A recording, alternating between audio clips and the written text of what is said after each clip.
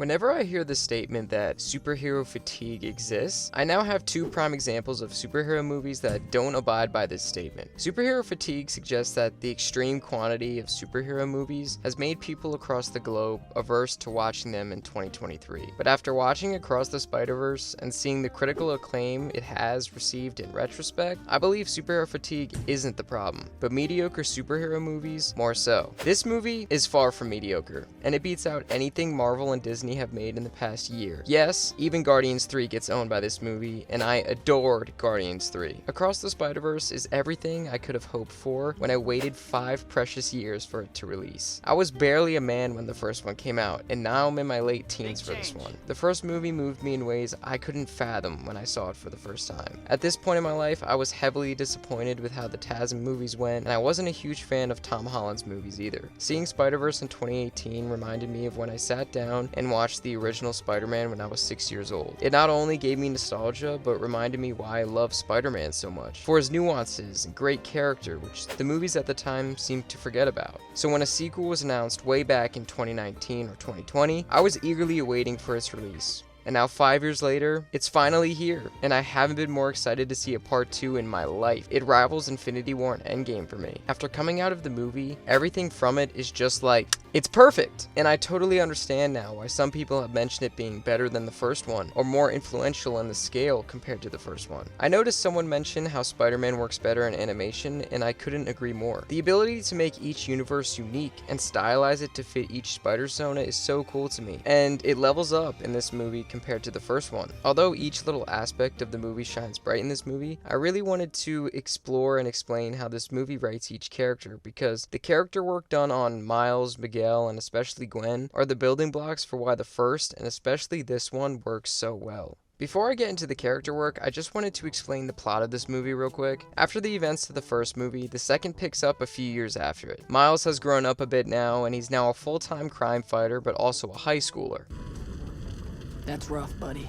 While Gwen is in her universe jamming it up playing drums and trying to avoid her dad, who wants to arrest her for supposedly killing her Earth's Peter Parker. Miles has newfound emotional issues this time around with his parents. He wants to tell them who he is and that he's Spider-Man, but doesn't because he feels they could be in danger if they finally know his secret. Sounds kind of familiar, doesn't it? Miles is also desperately trying to see Gwen and the others again because those were his only true friends he's had, other than Genki. When Gwen gets hit with the Vulture lookalike in her universe, she stumbles across Miguel O'Hara, who is the leader of the Spider Society, a group of elite spider people who clean up anomalies in other universes. Gwen becomes recruited by Miguel and Jessica Drew and goes to see Miles again with her newfound universe teleporting device. Gwen is there to stop the Spot, who is voiced by Jason Schwartzman, who now sports a potential threat to the universe. Gwen leaves with Miles following her, and they continue along the path of teleporting across dimensions, and Miles learns to believe in his instincts and never go with the popular opinion. A lot of action, beautiful animation, and quality obstacles stand in Miles' way for the rest of the movie that'll leave you guys to see. One of my favorite aspects of this movie was how beautifully written the main characters were this time around, giving new and insightful nuance to characters we haven't seen in 5 years, but also to new characters, especially Miguel O'Hara. Finally introducing this character full time in this movie, Oscar Isaac's Miguel O'Hara gets ample screen time and steals the show whenever he's on screen. I absolutely love his costume and have been a huge fan of his character for years. It felt great seeing him finally get a role in a Spider-Man movie because he has so many layers and interesting abilities we've only seen in animated cartoon shows or video games, which I love, by the way, don't get me wrong, but this movie finally lets his character show his strengths and ultimately his weaknesses. He isn't some Captain America-esque goody two-shoes. He's built on strong principle. He knows what acting out of self-interest does to a guy like Spider-Man, as he's witnessed his mistakes firsthand and the effects that they can cause on others. He's a great foil to Miles in this movie. He's just a guy trying to do what he thinks is right, and for some people, I wouldn't be surprised if they rooted for him over Miles because Miguel's motivations are just as palpable as Miles, so it really comes down to preference. I really like how they developed the stress of being Spider-Man is on a person. Yes, Peter B. Parker has gone through a lot over the years, but Miguel also has, but with the burden of watching over thousands of other universes trying to clean up every mess he can. He's a stressed out Spider-Man, probably one of the most in the entire filmography of Spider-Man characters. I can't wait to see more of him in Beyond the Spider-Verse next year, and it'll be great to get some conclusions for him and and the rest of his gang. Hailee Steinfeld's Gwen was a sweet surprise for me in this movie. This film did a great job of analyzing her character and deepening her story more compared to the first one. The first one only saw a shallow representation of the effects that have happened in her life, but this movie dives deep into how her universe has affected her and the people around her. In the first movie, she revealed that Peter Parker died being the Lizard, and in this movie, it goes into the backstory of that and those moments. It reveals why Peter did what he did, and it's quite tragic. Seeing the heartbreak and pain of Gwen and her dad going through that loss was tough to see, and how her dad blamed Spider-Woman for doing it caused that tension between cop and daughter we haven't seen since The Amazing Spider-Man. It gave more insight into why Gwen doesn't like to have friends or pushes people away whenever they get too close to her liking. It's not that she doesn't want to have friends, but she doesn't want to see them hurt themselves like Peter did. Which is just so good, right? Like, watching this unfold on screen was so well done because while the movie is stunning to look at, it has rich emotionally driven characters, which is always the best part of these movies for me. Gwen had such an emotionally impactful part, and it really helped develop her character more and made me like her as a character too. The emotional ups and downs she goes through with her dad in this movie was amazing to see as well. Seeing the frustration her dad has trying to be a good cop, but also trying to be a good parent, along with Gwen wanting to continue to save lives, but still feeling guilty for the loss of her Peter Parker. And the way her world is animated too is so cool. I couldn't take my eyes away from the screen whenever her world appeared. It was so artistically pleasing to look at. Also, her straining relationship with Miles and will they won't they energy will keep you hooked from start to finish in this one. But don't worry, this isn't a movie where romance is shoved down your face.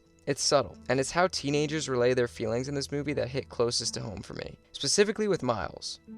Hey guys, before I give you my thoughts on the rest of the movie, I would really appreciate it if you dropped a like or a comment, or even subscribe. It helps the channel out greatly, and it would make my day like 10 times better, so pretty please? Anyway, back to the video. Miles' character, voiced by the talented Shameik, was just as amazing as it was in the first movie. He learned how to stick up for himself and never go with the status quo other people make for him, which is honestly something I'd like to take away from this movie. He's given so much growth throughout these movies and is the pinnacle for how people will go see movies if they are written well and have a lot of depth to them. He goes through a lot of ups and downs in this movie, but what I liked a lot in this film was his inability to communicate with his parents in particular. He had so many things he wanted to get off his chest, but couldn't because he didn't want to danger his loved ones, but also because he feared how they would react. He got choked up trying to tell them and ultimately couldn't because he got too much into his own head. The reason he likes Gwen so much is because she relates to him like no other person has, and he can talk to her about being Spider-Man. I think the moments he shares with his parents in this movie are very nuanced. As parents, adults can understand how Miles' parents act because they see themselves in them, and as a teenager, myself and countless others see themselves in Miles because he's so relatable to how we handle our emotions.